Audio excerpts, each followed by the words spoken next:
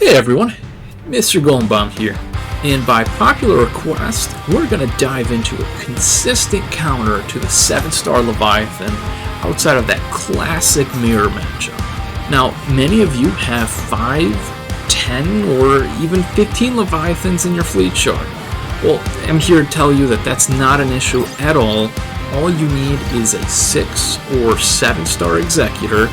Relics will help with the RNG, but it's not required.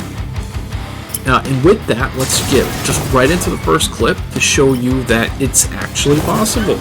And that's with a 90% win rate against the most common Leviathan lineup. So that would be the version with the Sith Fighter. Our lineup consists of the Razor Crest, Xanadu Blood, pretty standard, but we'll use the Slave 1 instead of that classic IG 2000. And depending on the RNG, you can beat the Leviathan. You can beat the Leviathan to the Death Star capital move, which at that point it's game over. Or you can defeat all their ships prior to the Death Star, or even Death Revan's ultimate.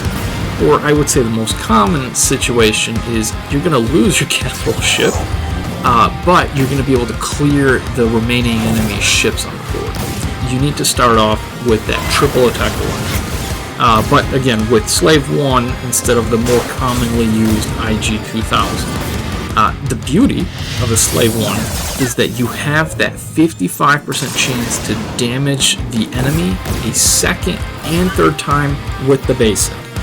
Each successful basic then is going to give you that 70% chance to target lock the enemy ship. So not to mention that the basic move also dispels any buffs on the target if breach had already been applied. So that's just like an additional bonus to it. So my recommendation to start off is just start off with that initial swarm to put as many of those target locks on the board. And then use the Razor Crest and Xanadu Blood specials, doesn't matter what the order is, while bringing in the Slave 1 for those target locks and assists. Focused on Sith Fighter if you can. Keep trying to lower that health pool down so it's easier to take out later on in the matchup. Continue to use the basics on the Slave 1. And unless your RNG has been trash, you should unlock that permanent breach and target lock prior to the first Leviathan reinforcement. That's like a good little benchmark to know that you're on track. From there, the enemy ships are going to reinforce with that permanent 25 reduction in speed, 25 reduction in defense. That's huge. And when bounty hunter ships use that special, they're going to apply breach to the target enemy.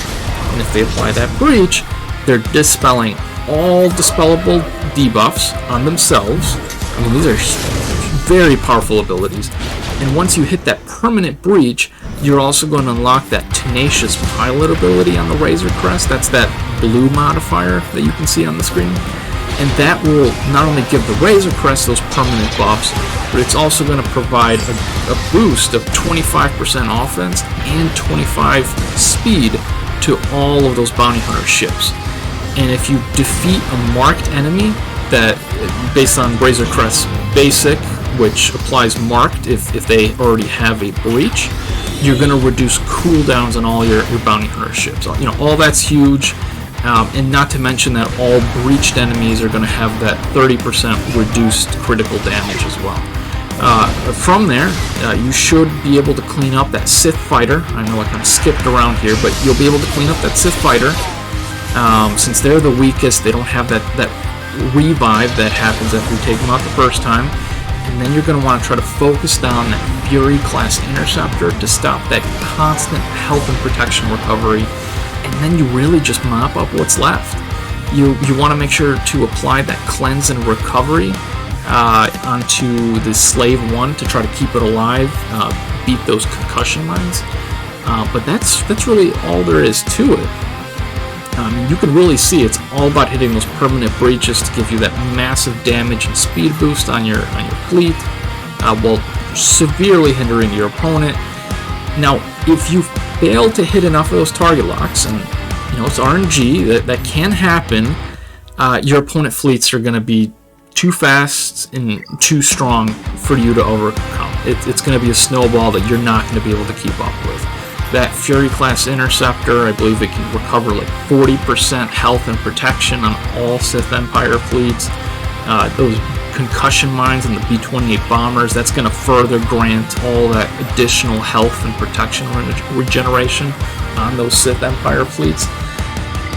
That's going to be tough. So it's all about getting that key success early on, getting those target locks, getting that breach ultimate, getting those seismic charges then, using those basics, and then it's just downhill from there, and that it's really easy. You've done all the legwork at that point. Each of these is going to secure you with a win and that #1 spot in your fleet shard, which also means a very hefty 400 crystals for that daily payout to finance any of your farms. And with that, I'd just like to thank you all for stopping by. Do let me know if you'd like to see any other clips or counters, but I hope you all enjoy it and have a fantastic day.